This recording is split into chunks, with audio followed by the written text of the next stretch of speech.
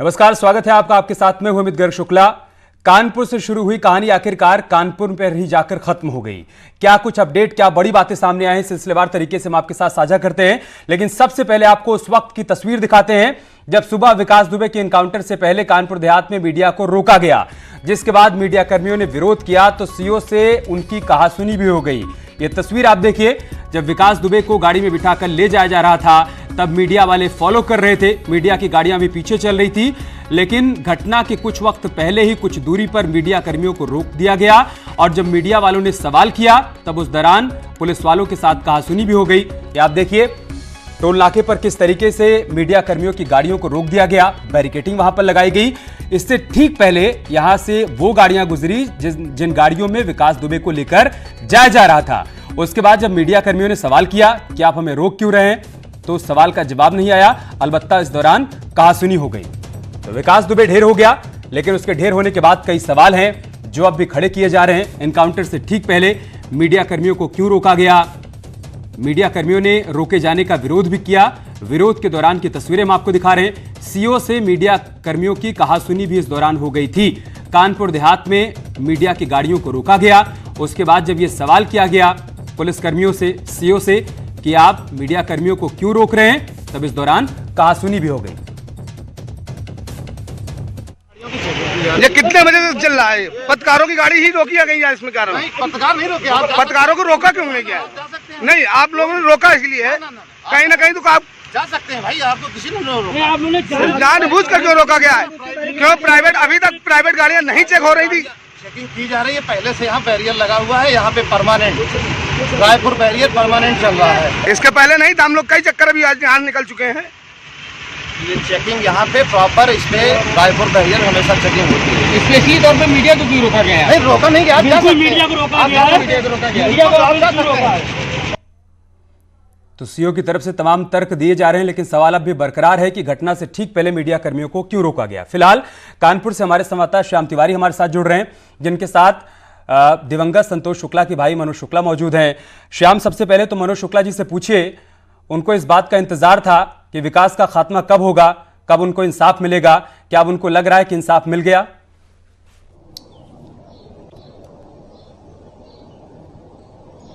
जी बिल्कुल, हमारे साथ मौजूद हैं मनोज शुक्ला जी। हमसे बात करते हैं कि क्या लगता है उनको, क्या उन्हें इंसाफ मिल गया? सर, आपको क्या लगता है कि आपको इंसाफ मिल गया है? मेरा कहना है भगवान के यहाँ देर है, अंधेर नहीं है। समय जरूर 19 वर्ष लगा, लेकिन मैं धन्यवाद देना चाहूँगा उत्तर प्रदेश के मुख्यमंत्री माननीय योगी आदित्यनाथ जी को। मैं धन्यवाद देना चाहूँगा मध्य प्रदेश के मुख्यमंत्री श्री शिवराज सिंह जी चौहान को। मैं धन्यवाद देना चाहूँगा मध्य प्रदेश के गृह मंत्री श्री नरोत्तम मिश्रा जी को। और उसके साथ साथ मैं उत्तर प्रदेश शासन के पुलिस विभाग के जो तेज तर्राक अधिकारियों ने इस घटना को अंजाम दिया, मैं धन्यवाद देना चाहूँगा उन सभी तेज तर्राक अधिकारियों को। मेरा कहना यह है कि विनाश काले विपरीत बुद्धि, इस कहावत को चरितार्थ किया अपराधी विकास दुबे ने। वो जो 1990 से लेके लगातार नए नए अपराध करता चला आ रहा था, आखिरी में भगवान के यहाँ उसको या उसके द्वारा सताए लोगों को कैसे न्याय दिलाना था ऊपर वाले को, ऊपर वाले ने उसकी बुद्धि को ऐसा हरा कि जो समाज के रक्षक हैं उन्हीं की बड़ी निर्दयतापूर्ण उस अपराधी ने उनकी हत्या कर दी, जिसमें 8 लोग शहीद हो गए, 7 लोग घायल हैं। उसके बाद उसके दिमाग में ये था कि मैं महाकाल में जाके मैं सरेंडर कर दूंगा तो हो सकता है महाकाल का आशीर्वाद मुझे मिल जाए। लेकिन उसके इस कृत्य ने उस घटना को चरितार्थ किया, विनाश काले विपरीत बुद्धि। वो वहाँ गया, उसके वहाँ के सुरक्षा गार्ड ने उसको पकड़ लिया। उत्तर प्रदेश सरकार के शासन के 23 तरह का अधिकारी और एसटीएफ की फोर्स गई, उसको वहाँ से लाई और भगवान की ऐसी कृपा हुई कि उसकी गाड़ी पलटी। उसने अपने बचने के लिए, मरता क्या न करता, अंतिम चरण तक उसने ठीक है, दुर्दांतता की जो है हद को पार करने का पूरा प्रयास किया। श्याम, उसके तहत उसने श्याम एक सवाल करिए, रिवाल्वर 19 साल का इंतजार, लंबा इंतजार रहा और आखिरकार आज मनोज शुक्ला को लग रहा है कि इंसाफ मिल गया। लेकिन क्या उनके मन में ये सवाल भी है क्या कि कई लोग ऐसे भी थे जो पर्दे के पीछे थे, बच गए? एक बड़ी खबर आ रही है श्याम, वो दर्शकों को बता दें, उसके बाद आएंगे हम आपके पास। ऑडियो में एएसपी रुपेश कुमार ने कुछ कहा है। उज्जैन के एसपी ने विकास दुबे कानपुर तक नहीं पहुंच पाएगा, ये कहा है। एक ऑडियो दरअसल वायरल हो रहा है उज्जैन के एसपी का, कल का ये ऑडियो बताया जा रहा है और कहा जा रहा है कि कल ही उज्जैन के एएसपी ने यह कह दिया था कि विकास दुबे कानपुर तक नहीं पहुंच पाएगा।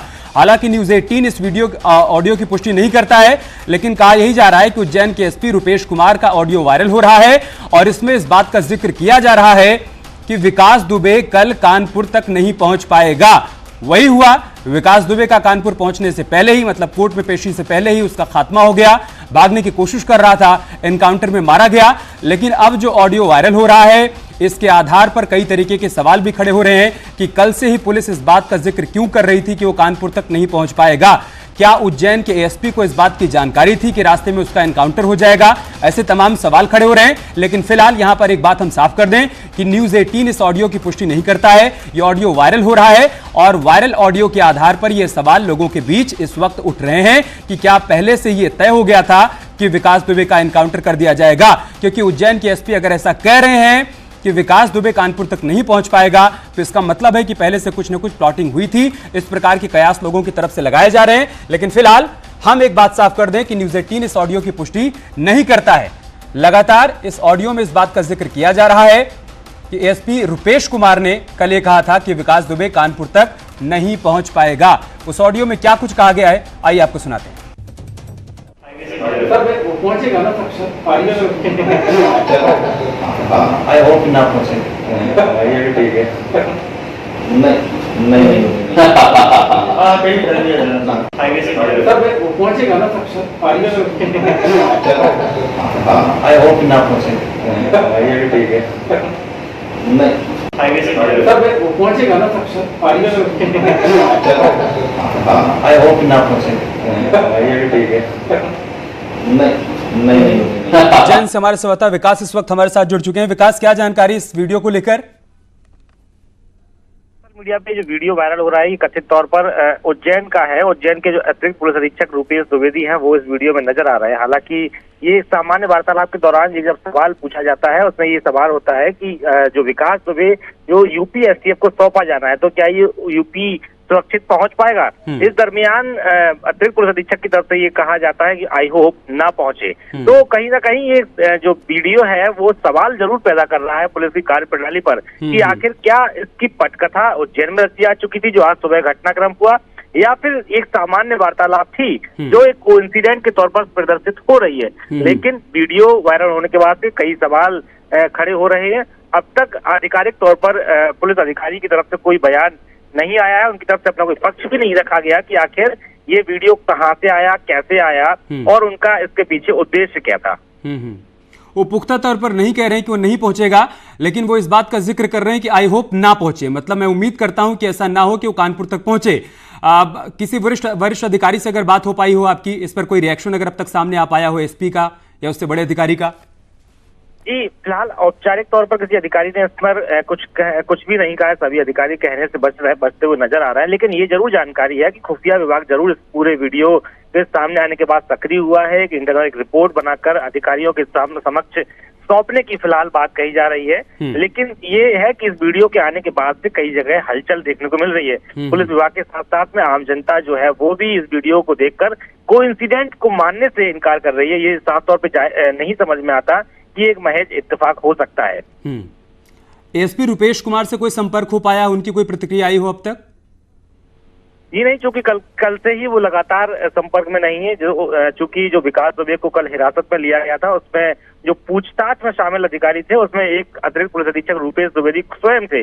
इनके साथ में अमरेंद्र सिंह अतिरिक्त पुलिस अधीक्षक भी थे, इसके साथ वरिष्ठ अफसर से मौजूद थे। शायद ये माना जाता है कि जो उस वक्त पूछताछ हुई उसमें कुछ ऐसे अंश प्रतीत हुए होंगे, इसी वजह से उन्होंने ये आशंका जाहिर की कि आई होप कानपुर ये विकास दुबे ना पहुंचे। ठीक है विकास, आप इस बड़ी खबर पर नजर बनाए रखिएगा, आगे जो भी अपडेट होगा उसके लिए हम आपके पास आएंगे। शुक्रिया आपका हमारे साथ जुड़ने के लिए।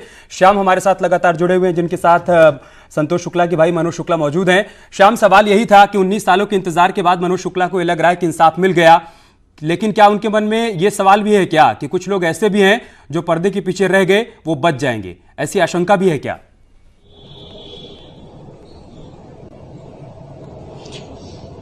जी बताइए, आपको ये लगता है कि 19 साल के इंतजार के बाद इंसाफ मिल गया, लेकिन आपको कहीं ये नहीं लगता कि कुछ लोग ऐसे भी हैं पर्दे के पीछे जो रह गए, अगर विकास पकड़ा जाता तो उनके नाम खुलते? ये तो माननीय योगी जी ने पहले ही कह दिया था कि इस जांच में दूध का दूध पानी का पानी होगा, और माननीय योगी जी की कथनी और करनी में कोई अंतर नहीं है। उन्होंने जो कहा वो किया, और जो कहा वो करेंगे भी।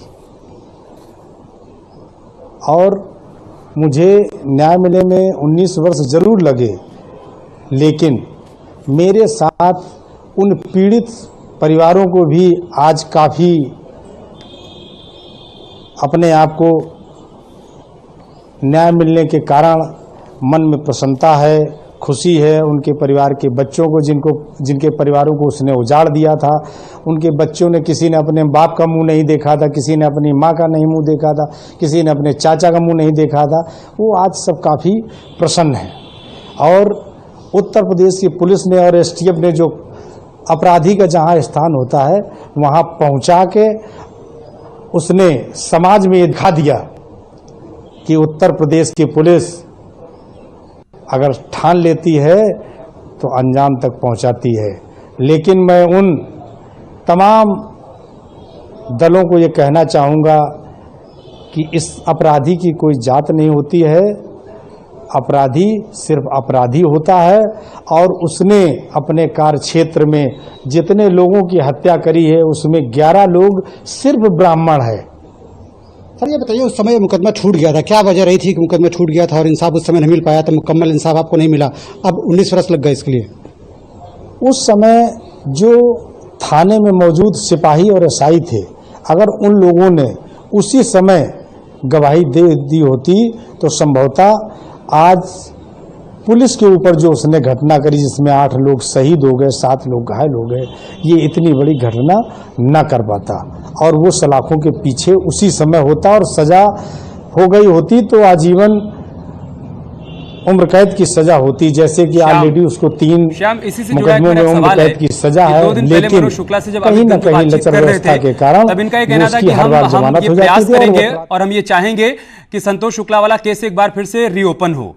अब चूंकि इस पूरे मामले में जो जिन पुलिसकर्मियों की भूमिका थी, जिन्होंने मुखबिरी की थी, वो तो सलाखों के पीछे पहुंच गए, उन पर एफआईआर दर्ज हो गई, लेकिन तब जिन पुलिस वालों ने गवाही नहीं दी, तब जो लोग चुप्पी साधे रह गए, जिनकी भूमिका थी, क्या मनोज शुक्ला चाहते हैं कि उनकी भी पहचान होनी चाहिए, वो भी उजागर होने चाहिए, उनके खिलाफ भी कार्रवाई होनी चाहिए? 19 साल पहले जिन्होंने चुप्पी साध ली? सर जैसा कि आपने कहा कि उस समय अगर तत्कालीन पुलिसकर्मी जो थे, जो प्रत्यक्षदर्शी थे, उन्होंने अगर गवाही दी होती तो आपके भाई को, आपको पहले ही इंसाफ मिल गया होता, लेकिन ऐसा नहीं हुआ। तो आप मानते हैं क्या वो पुलिसकर्मी भी दोषी हैं? और आपने कहा था इस मामले को रीओपन करने के लिए मैं प्रयास करूंगा, तो क्या आप चाहते हैं कि उन पुलिसकर्मियों को सजा हो, उनके लिए क्या आप मामला रीओपन करने के लिए प्रयास करेंगे? जैसा पुलिस के वरिष्ठ अधिकारियों और माननीय मुख्यमंत्री जी का निर्देश है कि संतोष शुक्ला हत्याकांड के अलावा जितने भी मुकदमे जो छूटे हैं, जिसमें वो बरी हुआ है, उन सभी फाइलों की पुनः जांच करा के, और जो दंडित लोग थे, इसके साथ थे, उनको सभी को जो है दंड मिले। ठीक है श्याम, बहुत शुक्रिया आपका हमारे साथ जुड़ने के लिए। मनोज शुक्ला जी को भी धन्यवाद बोलिएगा अपनी तमाम बातों को रखने के लिए।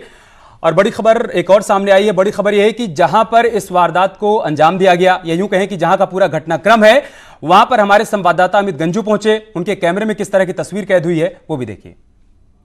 गैंगस्टर विकास दुबे का खात्मा हो गया। इस वक्त मैं कानपुर के उसी स्थान पर खड़ा हूं जहां से एसटीएफ की टीम इसे उज्जैन से लेके कानपुर ला रही थी और आज इसे पेश होना था, तो कहीं ना कहीं गाड़ी पलटी है। आप देख सकते हैं कि कितनी भयंकर एक्सीडेंट हुआ होगा। यहाँ तक कि ये देखिए, ये चीज़ें तक पड़ी हुई हैं यहाँ सामने, ये पूरा इसका शील्ड टूटी पड़ी है। इस वक्त बारिश इतनी भयंकर है, गाड़ी ठीक सामने आप देख सकते हैं किस तरह बुरी तरीके से पलटी है गाड़ी। यहाँ लाल रस्सी लगा दी गई कि इसके आगे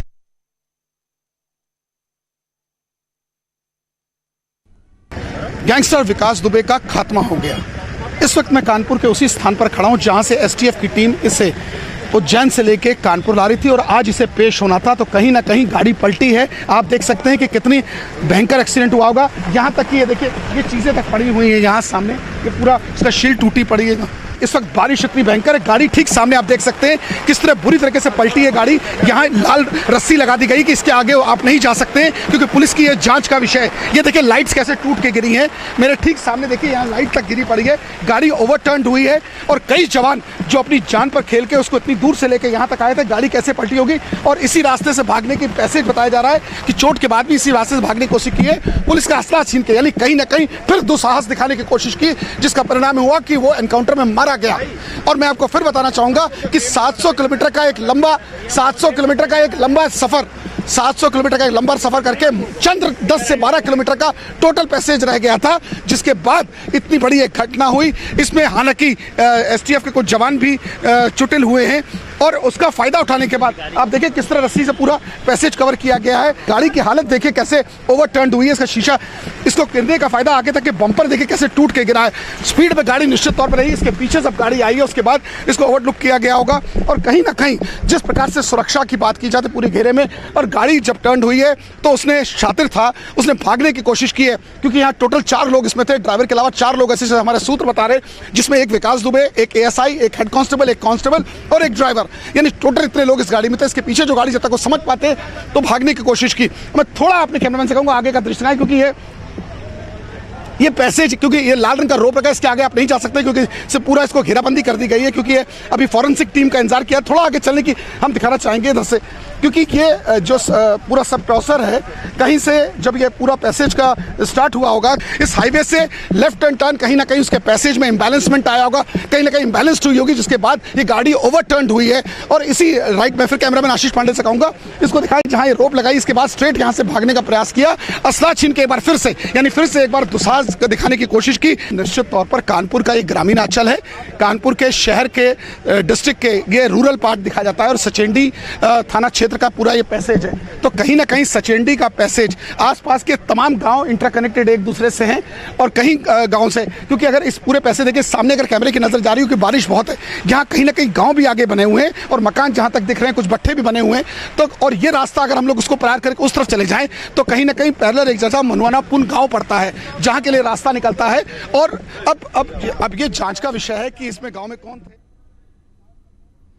न्यूज़ 18 लगातार इस बड़ी खबर पर बना हुआ है। छोटा सा ब्रेक लेंगे, जल्द होगी वापसी।